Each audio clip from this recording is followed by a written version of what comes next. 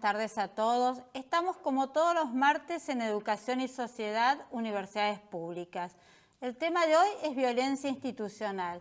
Después de una pausa chiquitita, comenzamos con el programa. No te vayas.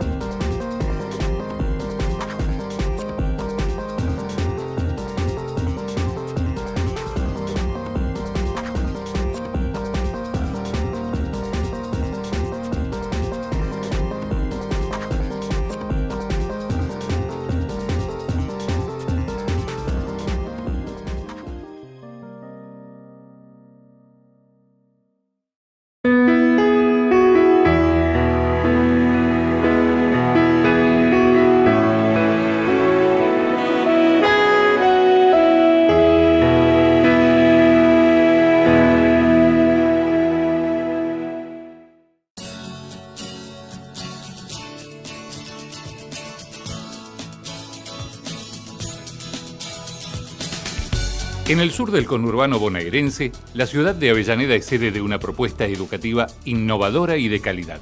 Una universidad que se vincula con el desarrollo productivo local desde el compromiso social, un espacio abierto al mundo y que afianza los vínculos de solidaridad en su comunidad.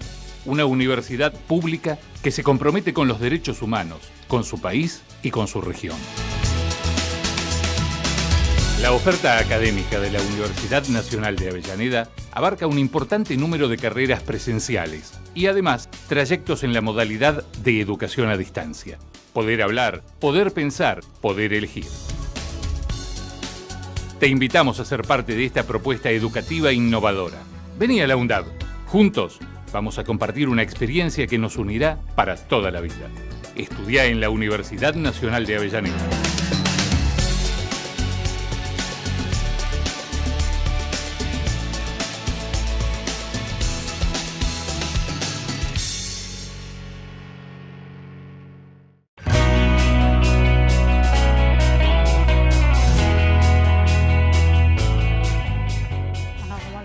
El tema de hoy es violencia institucional.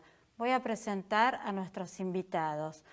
Hoy está la doctora Inés Mancini, bienvenida a Educación y Sociedad de Universidades Públicas. Vos representaste, voy a tutear claramente, a la Universidad Nacional de Avellaneda. Está el doctor Mauro Benente, vos representás a la Universidad Nacional de José C. Paz, también bienvenido a Educación y Sociedad de Universidades Públicas. El doctor Esteban Rodríguez Alzueta, bienvenido a Educación y Sociedad de Universidades Públicas, vos representás a la Universidad Nacional de Quilmes, y está la profesora Gabriela Rodríguez, que vos representás a la Universidad Nacional Arturo Jauretche. A los cuatro, muchísimas gracias por estar hoy en este programa. Sabemos que todos tienen agendas muy complicadas. Bueno, hoy nos toca un tema realmente muy difícil, diría yo, porque la violencia en cualquiera de sus formas realmente es muy repudiable, pero la violencia institucional es como hay un desequilibrio de poder muy notorio, ¿no? Y a ver, ¿quién quiere empezar? ¿Cómo me puedo defender? ¿Qué pasos a seguir? Por favor. Bueno, para empezar, diría que, como vos bien señalabas, la violencia institucional no es cualquier tipo de violencia. Digamos, hay allí, por definición, ¿no? un uso indebido del poder del Estado y, por supuesto, a todos los ciudadanos nos asisten ciertos derechos y garantías que en muchos casos los conocemos y esto, aunque los conozcamos, no quiere decir que sea muy fácil defendernos ante episodios de violencia institucional. Es que en ese hay un desequilibrio de poder muy grande. Digo, porque aparte a vos una persona, un policía que está armado y y ejerce violencia contra vos, o sea, te podés llegar a paralizar muy mal, digamos. Exactamente. Y además, digamos, para comenzar, que digamos, el público preferencial, si uno quiere, de la violencia institucional son los jóvenes y más específicamente los jóvenes de los sectores populares, y que en general la violencia institucional, es decir, el abuso de poder, o lo que digamos, algunos conocemos por hacer trabajo de campo en barrios, como el hostigamiento policial, digamos, no comienza el día en el que un joven es, digamos, injustamente detenido o sin observarse el respeto de estos derechos y garantías, sino que es una relación que es anterior, ¿no? entre jóvenes y policías, con, digamos, esto que conocemos como hostigamiento policial, esto es detenciones y molestias, digamos, más o menos sistemáticas, que para algunos autores, digamos, esto contribuye a ir poniendo en crisis la ciudadanía de los jóvenes, ¿no? O el concepto de ciudadanía de los jóvenes, y que resulta, digamos, muy difícil accionar o encontrar un canal para contrarrestar esta situación. Lo que observamos nosotros en nuestras investigaciones también es que, digamos, los canales que encontramos como más efectivos es que las personas recurran, que esto, digamos, por supuesto no siempre se sabe, a colectivos y organizaciones que ya tienen conjuntos de saberes más o menos organizados y que saben qué hacer frente a estas situaciones. O sea, lo que vos me estás diciendo es que si algún familiar o alguien sufre este tipo de violencia, hay determinadas organizaciones que te van a asesorar correctamente, porque debe haber un protocolo, debe haber pasos a seguir. ¿Cómo se hace? Si yo me puedo acercar a alguna de estas universidades y ustedes me van a ayudar si tengo un familiar que le está pasando esto. Pasa que también hay que tener en cuenta que bajo el paraguas de violencia institucional hay varios tipos de violencias con varios tipos de actores en distintos tipos de escenarios. Sobre la noción de violencia institucional en los 80 sobre todo hacía referencia a violencia ejercida por la policía, pero también por el servicio penitenciario. Y uno puede pensar que en los últimos años hay una ampliación de ese concepto, donde incluso podemos pensar casos de violencia institucional por actores no estatales. Entonces, el entramado de... A ver, ¿cómo, ¿no? ¿Cómo sería para que todos entendamos por actores no estatales? Por ejemplo, pongo un ejemplo para hacer la distinción. No es lo mismo el tipo de violencia institucional que ejerce el servicio penitenciario al interior de las cárceles que el que ejerce la policía, como decía ella, en los barrios populares, no solamente en el momento del arresto. Supuestamente deben cuidarnos, ¿no? O sea, bueno, digamos, esa es quizás otra discusión, pero digo, uno podría pensar que hay diferentes problemas en diferentes escenarios con diferentes tipos de resoluciones. Correctísimo. Entonces, no es el mismo escenario el tipo de violencia que ejerce el Estado al interior de las prisiones con el servicio penitenciario que el que ejerce el Estado a través de la policía o la gendarmería o lo que puede ser en los barrios populares u otro tipo de manifestaciones de violencia institucional como criminalización de protesta y demás. O, por ejemplo, y a esto iba con algunos casos que uno podría pensar de violencia institucional, no por acción, sino por omisión del Estado, como fue el caso del homicidio de Mariano Ferreira, cuando no fue la policía la que directamente, digamos, disparó, sino que la policía se abstuvo de intervenir en un caso en el cual una patota sindical, digamos, mató a un militante. Entonces, digo, como los problemas son distintos, los escenarios son distintos, también las herramientas de protección frente a esos casos de violencia son completamente distintos. ¿Y cuál? Me gustaría agregar algo, por favor. Yo agregaría también, o sea, cuando uno habla de violencia, está hablando no solamente de la agresión física, que tiene un impacto, ¿no?, directo en la integridad, sino también estamos hablando también de o sea, no perdemos de vista la dimensión moral de la violencia, ¿no? Es decir, violencia que no es una violencia que por ahí no deje marcas en el cuerpo, pero sí impacta en la subjetividad y por tanto la referenciamos también como problema porque, digamos, agrede la dignidad de las personas también. Seguro, ¿no? hay muchos tipos de violencia, Y eso, claramente. Eso es muy importante tenerlo en cuenta porque, digo, el maltrato y el destrato no es patrimonio de la policía o de las policías en Argentina, ¿no? Uno puede encontrar un tratamiento similar en otras instituciones, ya sea instituciones geriátricas, psiquiátricas, en la administración pública. Es decir, la violencia policial es una de las formas que asume la violencia institucional, pero al mismo tiempo uno tendría que pensar también en la violencia, es decir, hay que pensar la violencia policial al lado de la violencia penitenciaria, al lado de la violencia que practican los jueces y sus empleados, al lado de la violencia administrativa. ¿Por qué? Porque me estás diciendo que en todos los lugares donde hay ejercicio de poder se puede ejercer la violencia, se puede manejar mal ese poder, digamos, y se puede ser violento. Estás nombrando un montón de lugares. A ver, me parece que no estamos ante prácticas que son azarosas. En este país uno tiene más chances de ser destratado o maltratado si es pobre a que si es vive en un barrio residencial, si es blanco a que si es morocho, si es inmigrante que si es argentino, ¿no? Es decir, yo siempre digo, la policía nunca se equivoca. La policía siempre detiene a las mismas personas. Es decir, en la provincia de Buenos Aires uno tiene más chance de ser detenido si es joven que si es adulto, si es hombre que si es mujer, que si vive en un barrio carenciado que si vive en un barrio residencial, si además tiene determinados estilos de vida y pauta de consumo, viste ropa deportiva, anda con gorrita o se mueve en una motito tuneada, bueno, ese chico tiene todos los números puestos para ser objeto, no solamente de la atención policial, sino también de la atención de los vecinos, porque también hay que decir que la policía no es un extraterrestre que baja en un plato volador, sino que la policía de alguna manera interviene, se mueve con la brújula de los propios vecinos. Humanos, o sea, claro, claramente. No hay olfato policial, sino olfato social. ¿Y qué hay que hacer frente al primer hecho de violencia? ¿Cómo hago? A ver. Bueno, a ver, en primer lugar, y en concordancia un poco con lo que decían los compañeros, yo creo que lo primero que hay que hacer es visibilizarlo, denunciar, y están estas instituciones, como mencionaron antes, que ya tienen larga trayectoria, digamos, los organismos de derechos humanos, para empezar, pero también organismos, si se quiere, propiamente estatales, como la Procubin, si vamos al caso, ¿sí?, del Ministerio Fiscal. Pero yo quería, además de plantear esta necesidad de denunciar, volver otra vez a cómo pensar la violencia institucional. Yo creo que la simetría es fundamental.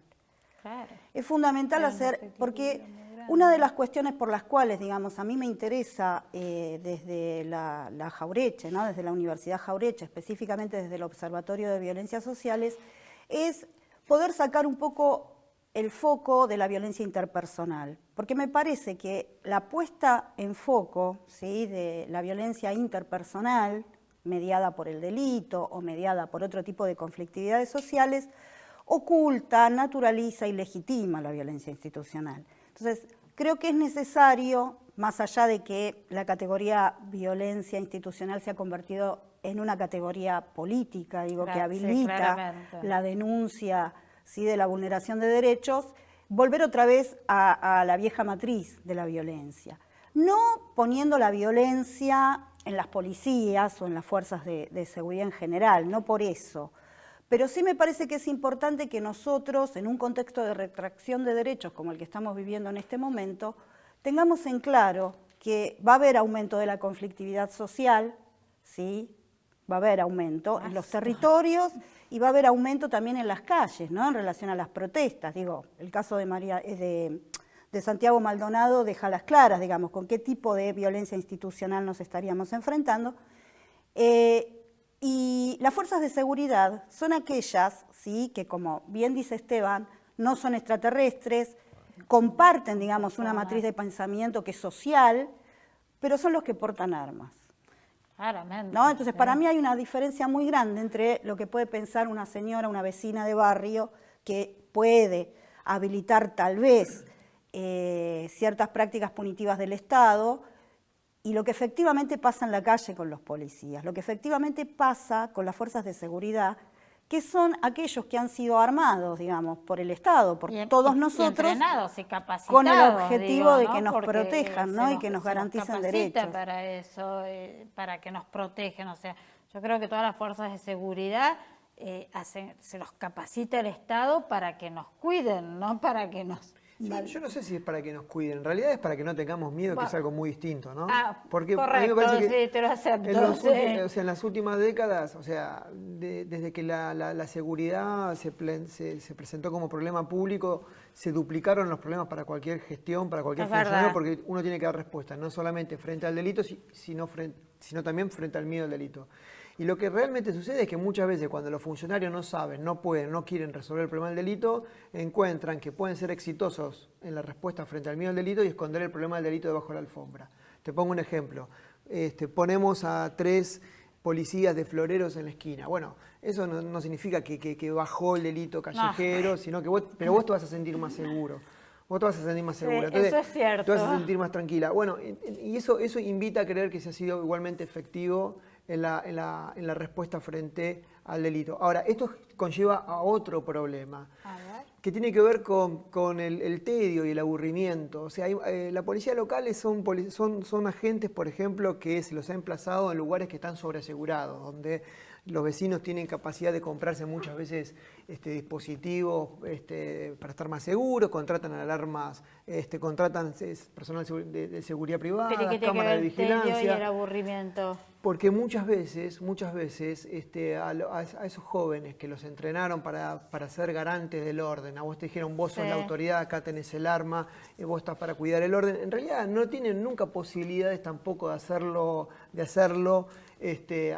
valer. Por eso son policías que están 8 horas haciendo nada, que se mueren de frío, se mueren de calor, con una pistola en la esquina no haciendo nada. Por eso cuando ven a un joven que viste ropa deportiva y anda con gorrita, tienen la oportunidad de decir, yo existo, acá estoy, documentos por favor. Es decir, me parece que muchas veces la policía de visibilidad termina agregándole mayor presión y hostigamiento a la vida de los jóvenes. Muchos delitos hay y muchos, o sea...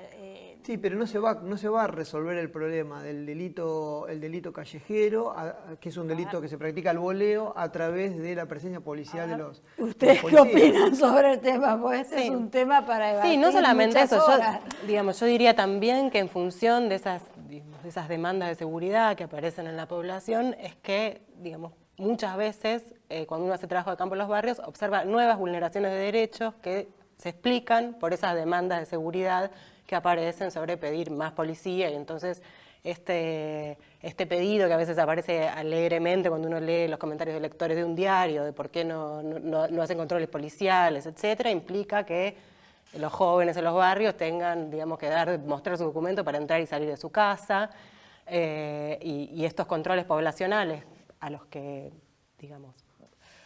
progresivamente se van haciendo más comunes en otros sectores de las ciudades, pero que antes ocurrían, con cierta sistematicidad en los barrios.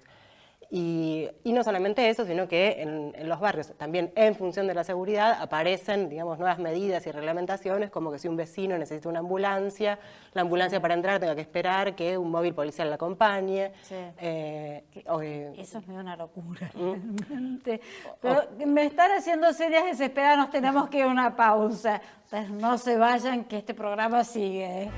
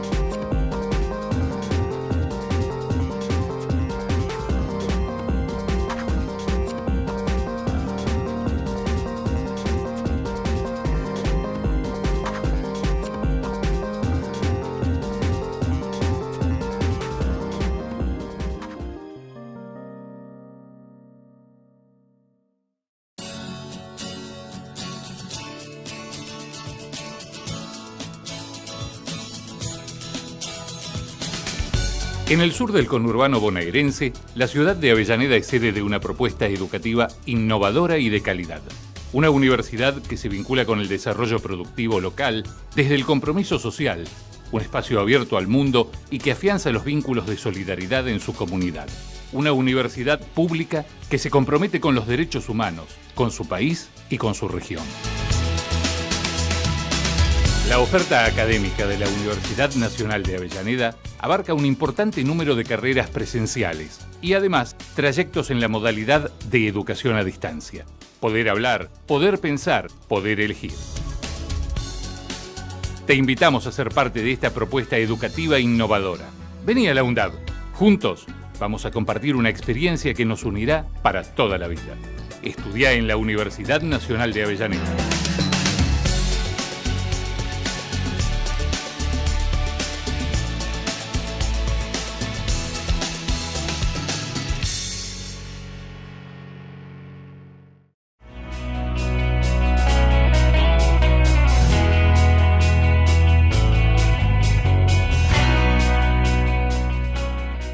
Mauro, me gustaría que me digas cuáles son los primeros pasos o cómo actuar en el caso de sufrir violencia institucional o de saber de que algún familiar, algún pariente, algún amigo ha sufrido. ¿Cuáles serían los primeros pasos?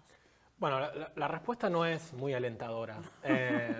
¿Por qué? Por dos razones. La primera, porque hay algunos episodios de violencia institucional que en principio no tenemos herramientas muy eficaces para denunciar. Algunas de las que ella mencionaba, digamos, micro ejercicio de violencia que tiene que ver con pedidos de documento o algún tipo de cacheos medio, digamos, ilegal o cuasi ilegal. En general no hay tantas herramientas para hacerlo. En general esos mecanismos se activan en algunos casos un poco más graves, como por ahí algún tipo de detención después de una racia y demás. Sí.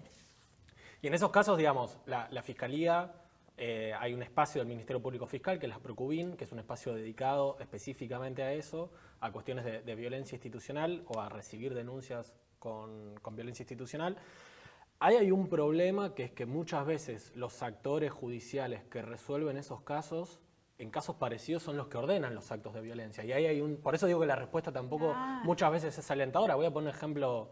El caso de Santiago Maldonado, el juez que está instruyendo tanto el habeas corpus como la causa es el mismo que había ordenado despejar o reprimir en la Ruta 40. Entonces, Sí, correcto. digo, tenemos una ausencia de herramientas para prácticas microfísicas que no son quizás de una violencia extrema como una detención arbitraria, que en principio cuesta encontrar una herramienta eficaz para eso.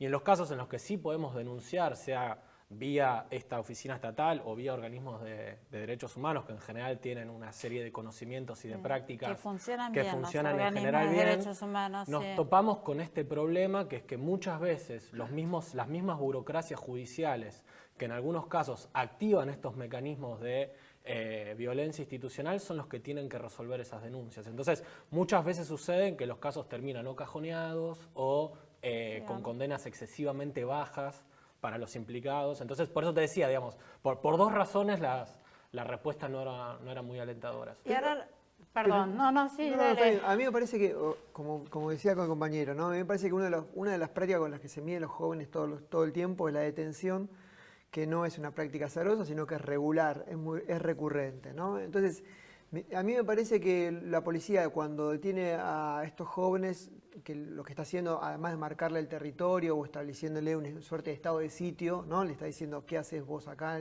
¿Qué hace el negro en el mundo del blanco? ¿Qué hace que no tiene capacidad de consumo en el mundo del consumo? Circulá, no te quiero ver más acá, volvé a tu territorio, ¿no? Pero al mismo tiempo lo que está haciendo es certifica prejuicios que muchas veces los jóvenes tienen, digamos, que los vecinos tienen sobre esos jóvenes. Entonces, me parece que la detención lo que hace es romper vínculos. Por eso a mí me parece que lo que sí se puede hacer, por ejemplo, es, si el joven, por ejemplo, va a la escuela, es muy importante implicar a las instituciones. Por ejemplo, implicar a las escuelas. Las escuelas tienen por ley la obligación de velar por los derechos de sus alumnos, Sí, no solamente claramente. cuando están adentro del establecimiento, sino afuera también. Sí. Entonces, es muy importante implicar a la escuela en ese problema, implicar a inspección sobre esos problemas. sistema educativo. Porque no hay que dejar solo a los chicos. Porque la policía cuando detiene y certifica ese vínculo, lo que hace es fragiliza los lazos sociales, va rompiendo la trama social. Entonces hay que, de alguna manera, reforzándola, ir interpelando no solamente a las escuelas, sino también a las iglesias, centros culturales. Y ahora te quiero llevar a un tema que, bueno, claramente yo soy una profesional de los medios. ¿Cuál es cómo intervienen los medios de comunicación en todo este tema? Bueno, es interesante lo que preguntás, Teresa, porque para mí los discursos de los medios de comunicación son condiciones de posibilidad del ejercicio de la violencia, ¿no? Este olfato social del que hablaba hace un rato Esteban tiene mucho que ver con eso. Y bueno, claramente uno puede decir, si ponemos el caso de Santiago Maldonado como ejemplo, aunque sea el más extremo, que hay un dispositivo judicial, hay un dispositivo mediático y hay un dispositivo policial detrás de la desaparición forzada de Santiago. No es solamente los gendarmes como aparentemente quiere pasar ahí. Entonces los medios producen las condiciones de posibilidad para que ciertas formas de ejercicio de violencia sean naturalizadas, sean legitimadas, ¿no? Esto se puede ver. Lo que estás diciendo. No, pero mira, nosotros trabajamos esa cuestión, es una cuestión que nos interesa mucho porque me da la sensación, digamos, que al producir cierto tipo de discursos que criminalizan a ciertos sectores o criminalizan, por ejemplo, las protestas sociales o plantean que las asociaciones de trabajadores son mafias o que los mapuches son chilenos financiados por Inglaterra, al construir eso, ¿sí?, vos habilitás, ¿sí?, en la sociedad, o por lo menos en una parte de la sociedad, cierta tolerancia, ¿sí?, cuando no, cierta legitimación de estas prácticas violentas. Entonces el tema de los medios, y a mí me parece que es importante en ese punto retomar, digo, ¿no?, lo que en algún momento se planteó vinculado a la ley de comunicación audiovisual, que era la necesidad de que hubiera una responsabilidad social por parte de los comunicadores, ¿no? Porque claramente nuestro vecino, volviendo otra vez al ejemplo de del vecino y el olfato social, bueno, una cosa es que lo diga una vecina, ¿no?, ahí en el barrio, y otra cosa es que lo diga un medio de comunicación. Un medio de comunicación. Claramente. Hay una cosa respecto a lo que ella decía de pensar el tema de articulación entre dispositivo policial y dispositivo mediático. Si uno revisa sobre todo los casos de protesta social y algunos casos de violencia institucional, es notable cómo los medios de comunicación reproducen el discurso de la policía. Digamos, si uno revisa, y de eso hay trabajos empíricos, de cómo los medios relatan los episodios tanto de protestas como de algunos otros casos de violencia institucional, los medios toman un discurso que es el discurso en general de las policías, de los jefes del operativo o en algunos casos de los ministerios de seguridad. O sea, en general, la voz que aparece cuando no es la voz del medio de comunicación es la voz... Y el impacto que eso produce, ¿cómo se puede llegar a medir? Está claro que estoy preguntando, ¿no? El impacto que produce en la sociedad, o sea, cómo el medio lo comunica, tiene un impacto claramente, o sea, está medido, ustedes investigan mucho, las universidades trabajan mucho en todo el área. Sí, nosotros en particular, además, acá en el Observatorio de Seguridad Ciudadana de Avellaneda tenemos una de nuestras líneas de investigación sobre la inseguridad en los medios de comunicación. Sin embargo, bueno, medir esto es un poco más difícil, ¿no? Porque... bueno, también es cierto que nosotros los investigadores muchas veces tendemos más a destacar las reacciones de la sociedad digamos, que piden mano dura, digamos, y enojarnos con eso, pero que también, digamos, hay otras respuestas sociales, también digamos, hay otros discursos que no circulan solamente por los medios de comunicación, que comunican otras cosas respecto de lo que ocurrió con Santiago Maldonado o de los sucesos de las marchas. Digamos, los medios de comunicación presentaron una idea de lo que había ocurrido en la marcha vinculada a los destrozos, Sí, pero y aparte- luego hubo otros discursos que cuestionaron. Las redes esta- sociales, o sea, no están manejadas, digamos, por ningún medio, o sea, son lo que expresa, digamos, los chicos, la gente común, por decirlo de algún modo. Hay mucha disparidad, está claro lo que quiero preguntar, ¿no? Pero lo que pasa es que a mí me parece que, o sea, los medios, y en realidad no habría que hablar solamente de los medios porque seamos injustos, en realidad determinado periodismo, el periodismo Por empresarial... eso te digo, si hay mucha disparidad entre No solamente- el periodismo, digamos, de gráfica de televisión, que bueno, que hablan y responden una determinada línea editorial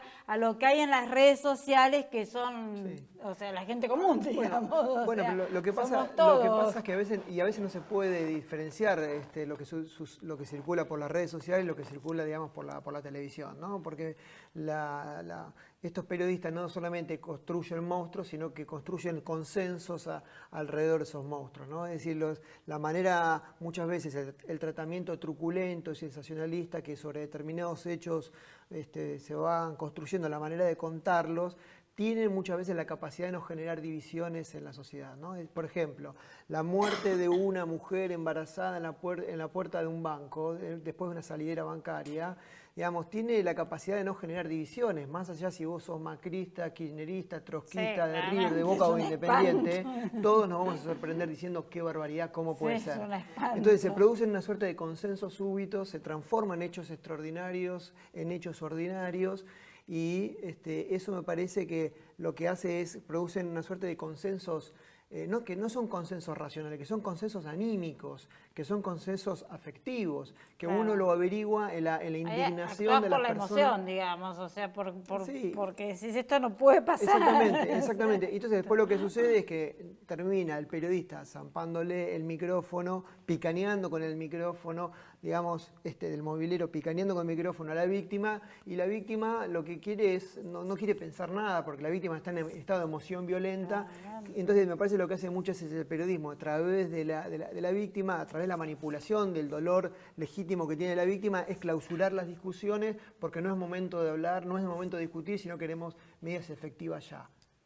Sí, claramente. Yo sí. estaba pensando en que cuando yo utilizo la idea de dispositivo, de los medios de comunicación como dispositivo, lo pienso no solo porque los medios son generadores de discursos sociales, ¿sí? Sí, claramente. Sino porque además son el escenario en el cual otros actores. Entonces me parece, esto que se conoce como agenda setting, digo, ¿no? Cuando se habla en términos de comunicación, me parece que uno puede ver no solo en los medios de comunicación a comunicadores, ¿sí? Sino que también puede ver a ciertos políticos. Sí. Y eso a mí me lleva, digamos, a enlazar un poco la violencia institucional con la política, ¿no? Por eso yo no tengo la mirada de los derechos humanos, aunque por supuesto, digamos, que estoy de acuerdo con la ampliación de derechos y que se respeten los derechos humanos como en cualquier otra sociedad democrática, pero a mí me parece que más que pensar en términos de abuso, de desviación, de caso, ¿sí? De exceso en el uso de la fuerza, yo prefiero pensar en la productividad política de la violencia institucional y la productividad política de estos tres dispositivos, ¿no? Porque lo que hacen es sostener un orden que, como dije hace un momento, es un orden en el cual se están retrayendo derechos. Y la retracción de derechos va a generar, indefectiblemente, un aumento de la conflictividad social. Y eso genera violencia. Y los medios cumplen hoy un papel que hace muchos años atrás cumplían los militares. Perdón, ¿no? Muy fuerte. Nos quedan 4 minutos, así que va a tener 1 minuto cada uno como para cerrar este bloque. Comenzá, Inés, dale. Bueno, yo para terminar entonces quisiera retrotraerme un poco a la primera pregunta del bloque, que era qué hacer me gustaría resaltar que ante ciertos casos de violencia institucional, en algunos trabajos de campo que venimos registrando con familiares, por ejemplo, de detenidos, lo que estamos viendo mucho es la producción de causas armadas por parte de la policía, que se producen, bueno, primero una detención arbitraria y luego, digamos, personas que no saben bien qué hacer con esto que pasa, y diría que allí lo fundamental es el tiempo, digamos, demostrar interés en ese joven que está detenido, familiares, escuela, todas las instituciones que se puedan, recurrir a las instituciones de derechos humanos que tienen saberes y trayectos recorridos sobre esto, y actuar rápidamente porque luego, digamos, estas causas armadas, si no, suelen ser convalidadas por la justicia. O sea, enseguida, no dejarse estar. Mauro. No, sigo un poco la línea que marcaba ella y agrego un punto de tratar de responder a este tipo de prácticas en términos de organización, digamos. En términos individuales, muchas veces esto termina con un expediente individual en algún tipo de fiscalía o en algún escritorio de un juez. Claro. Y en general, digamos, como las herramientas legales nunca son suficientes para este tipo de casos, la organización más o menos institucional y más o menos popular suele ser una llave para abrir las causas de manera más sencilla y que la detención arbitraria sea más rápida, si hay que tomar una indagatoria se tome más rápido, porque si dejamos solamente esto en manos de burocracias judiciales, los tiempos se dilatan y después es mucho más difícil resolver esas situaciones. Tiempo fundamental, los dos han hecho hincapié en eso. Yo diría lo siguiente, la violencia policial tiene que ver con el tedio, como decía hoy, tiene que ver con rutinas que son una suerte de ADN de la propia policía, pero también tiene que ver, y me parece que vale decirlo en este contexto particular que estamos viviendo, tiene que ver también con las bravatas, con las declaraciones que muchos funcionarios de las carteras que asumen estas responsabilidades tienen, ¿no? Es decir, me parece que muchas veces esas declaraciones no son palabras inocentes, sino que de alguna manera son un paraguas para la violencia. Es decir, de alguna manera habilitan a que la policía de alguna manera esté presente en los barrios a través del hostigamiento, a través del destrato y el maltrato, a través, digamos, de la violencia física o también la agresión moral. Entonces, por eso es muy importante no subestimar este tipo de declaraciones, porque muchas veces muchos policías se sienten habilitados, legitimados, lanzados, avivados, contenidos por este tipo de declaraciones que venimos encontrando tanto funcionarios nacionales como provinciales. Gabriela. Sí, y recogiendo lo que decían los compañeros, creo que la clave para, digamos, intervenir en estas cuestiones de la violencia institucional pasa por tener, sí, la posibilidad de dar respuesta a los casos, pero también pasa por construir, digamos, construir redes, construir organización, como estuvieron diciendo, de manera tal de que podamos llevar a los territorios cierto grado de protección, ¿no? Creo que tenemos que proteger a los pibes y a las pibas de nuestros territorios, muchos de ellos estudiantes de nuestras universidades y otros que no lo son, pero hay que escuchar a los pibes, y hay que contener. Me parece que frente al avance de los derechos, ¿sí?, y frente al avance de la violencia, siempre la mejor respuesta es la organización. Buenísimo, la mejor respuesta es la organización. Bueno, a todos realmente muchísimas gracias por haber venido hoy. Sí, repito que es toda gente muy ocupada, tienen agendas completísimas. Espero que la hayan pasado muy bien, realmente yo lo disfruté muchísimo este panel. A todos ustedes les digo, no se vayan, que en el próximo bloque van a tener una historia que realmente los va a conmover.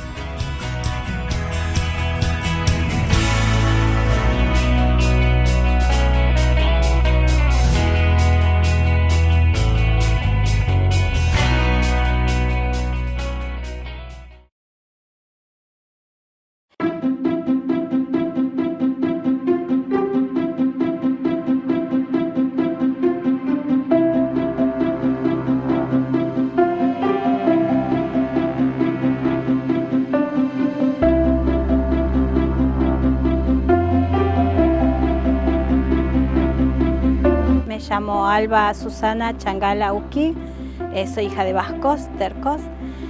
Tengo 9 hijos, me recibí el año pasado, cuando cumplí los 50 terminé mi carrera, ya cumplí, tengo 51 y bueno, traté siempre de tener las mejores notas posibles, siempre me gustó estudiar, y nunca había tenido esta oportunidad de hacer una carrera universitaria hasta ahora.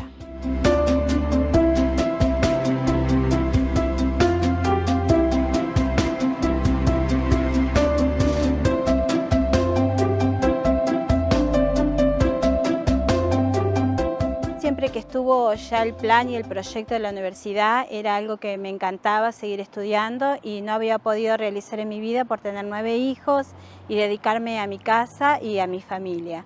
Pero lo cierto es que mi esposo cayó preso y yo de repente me quedé sola con mis 9 hijos y no tenía otra forma que mantener mi familia que salir a trabajar limpiando casas de familia, porque a los 45 años, aunque tenga el secundario completo, sin experiencia ni nada, no iba a conseguir otra clase de trabajo. Así que empecé a trabajar en servicio doméstico y ya a esa altura abrió la universidad y en las carreras estaba abogacía, que era justo lo que yo necesitaba para comprender todas estas cuestiones que no entendía en absoluto de la situación que estaba pasando mi esposo. Y no solo sus derechos, sino también los de mi familia, ¿no? Que había quedado tan desprotegida de un día para el otro. Che, no filmes que la está ay, esta bola. Fue lindo para Rocío. Esto para hacer una nota de vinilo tiene Mi casa es humilde, como muchas casas acá en José C. Paz, así que solo disponemos de una sola mesa, en donde comemos con todos mis hijos y hasta ya nietos. En la misma mesa se acomoda la ropa, en la misma mesa se amasan los fideos y en la misma mesa teníamos que estudiar. Así que eso complica a veces un rato la hora de las tareas de todos los que estudian en casa y particularmente la mía. Así que en especial trataba de estudiar de las 3 a 6 de la mañana, que era el único horario posible para cualquier mamá, para que nadie le esté molestando más dónde están las zapatillas o más dónde colgaste las medias, ¿no?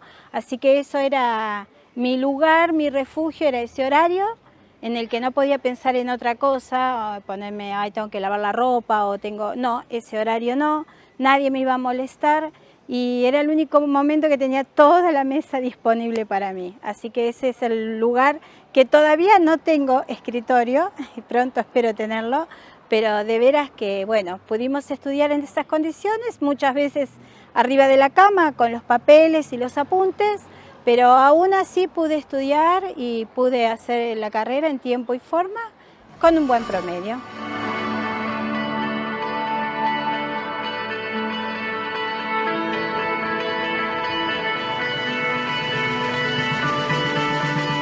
Pasé situaciones difíciles, de perder 2 nietitos, de tener situaciones traumáticas de enfermedad con un hijo, y hubo momentos en que tenía que priorizar, ¿no? Y sabía que a la larga priorizar esto iba a ser importante porque iba a tener sus frutos.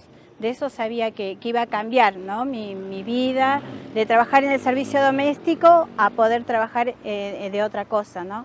Que pudiera ser mejor para mi familia.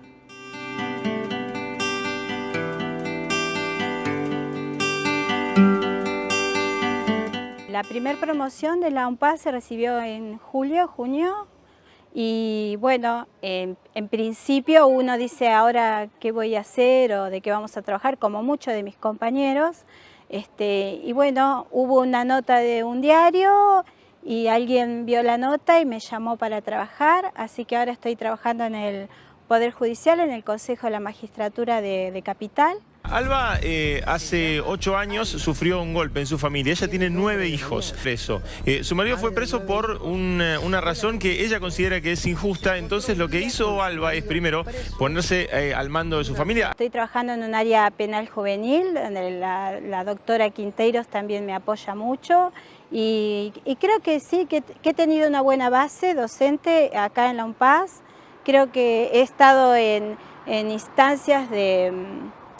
he ido a jornadas o participado en jornadas en otras universidades y siento que la verdad que estoy en las mismas condiciones y a la misma altura que cualquier alumno que haya egresado de otra universidad. A continuación recibe su título de abogada Alba Susana Changala Auski. Un aplauso muy fuerte para ella.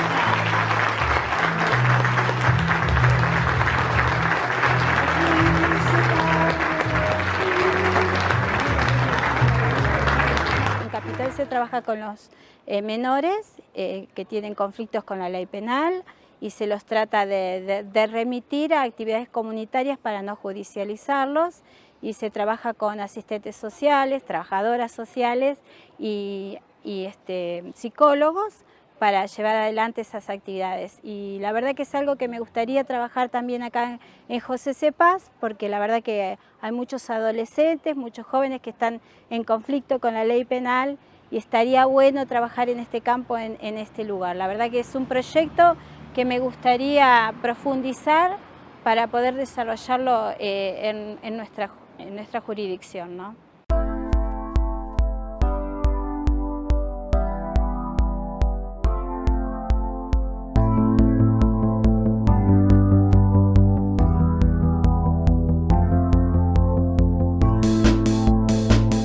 Que yo vivo, el barrio Frino, hay mucho conflicto social, hay ciertos lugares vulnerables, ¿no? Hay por ahí chicos en las esquinas, y eso poco a poco se está transformando. Realmente lo debo decir, o sea, en mi cuadra hay 4 chicos que vienen a la universidad.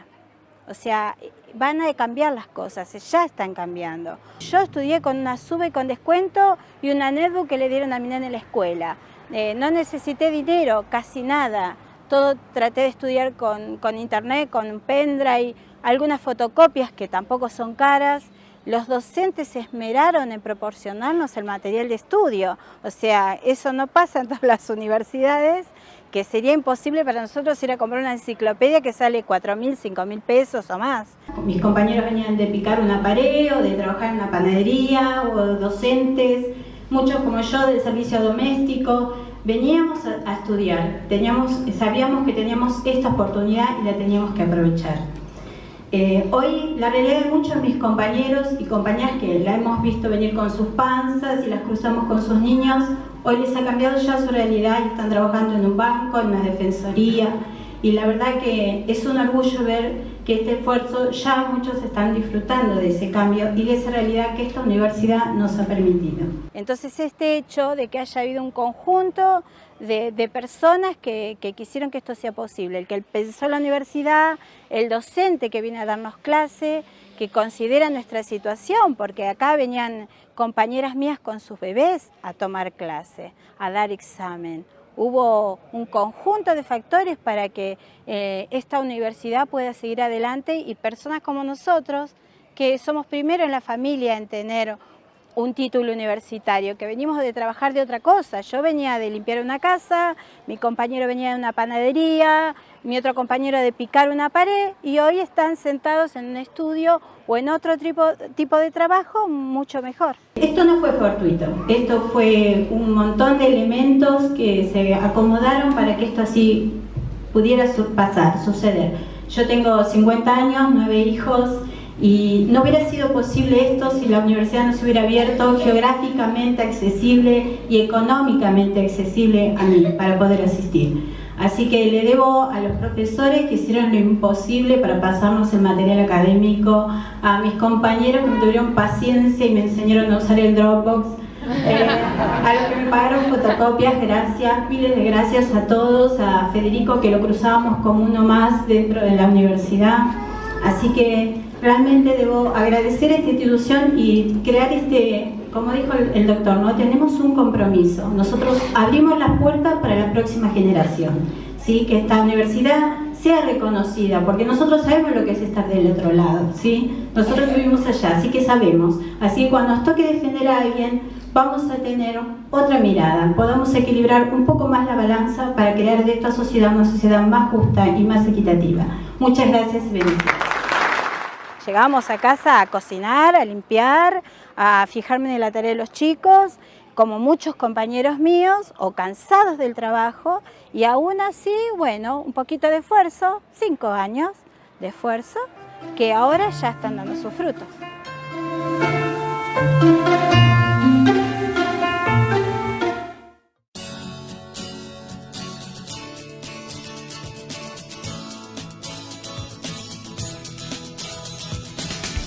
En el sur del conurbano bonaerense, la ciudad de Avellaneda es sede de una propuesta educativa innovadora y de calidad. Una universidad que se vincula con el desarrollo productivo local desde el compromiso social, un espacio abierto al mundo y que afianza los vínculos de solidaridad en su comunidad. Una universidad pública que se compromete con los derechos humanos, con su país y con su región. La oferta académica de la Universidad Nacional de Avellaneda abarca un importante número de carreras presenciales y además trayectos en la modalidad de educación a distancia. Poder hablar, poder pensar, poder elegir. Te invitamos a ser parte de esta propuesta educativa innovadora. Vení a la UNDAB. Juntos vamos a compartir una experiencia que nos unirá para toda la vida. Estudiá en la Universidad Nacional de Avellaneda.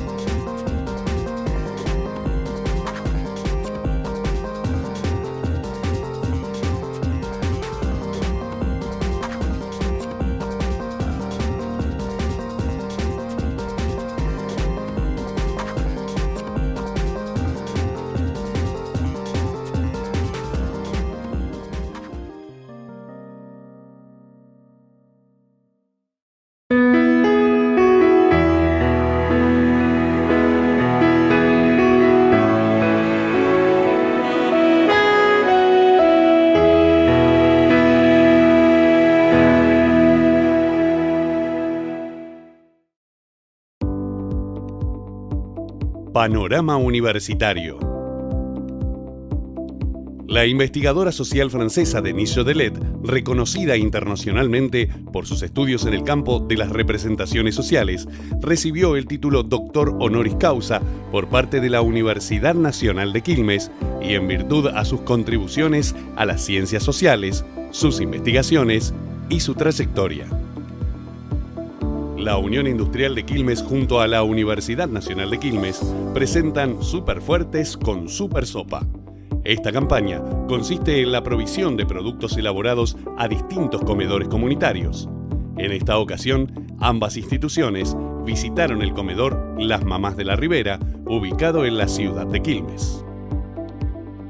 Se llevó a cabo en la sede Piñeiro de la UNDAB la charla debate Tierra, Pueblos Originarios y Nación, Experiencias y Desafíos en Latinoamérica.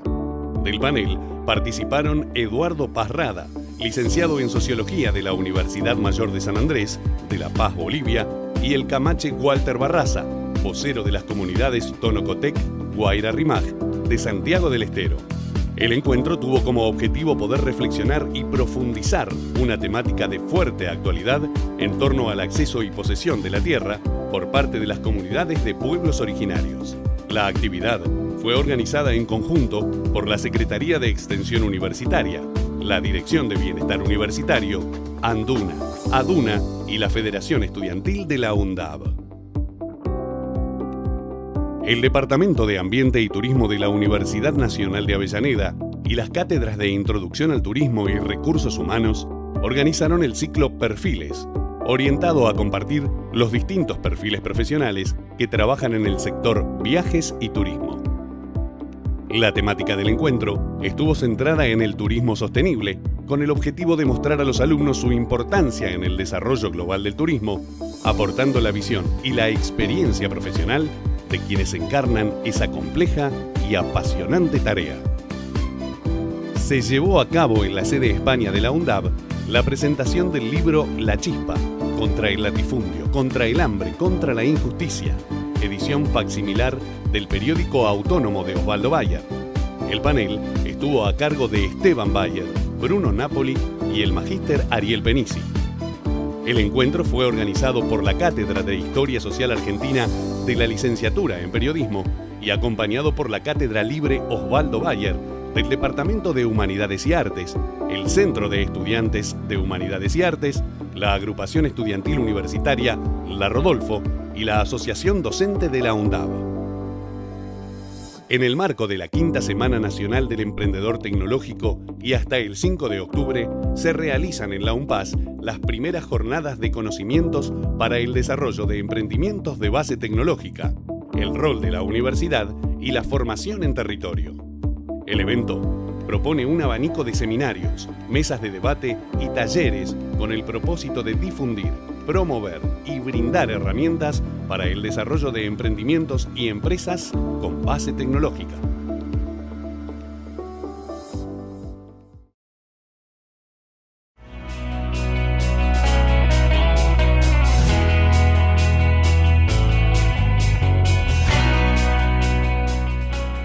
Hemos llegado al final de este programa. Nos vemos el martes que viene, si Dios quiere, acá en Educación y Sociedad, Universidades Públicas. Nada, buena semana para todos.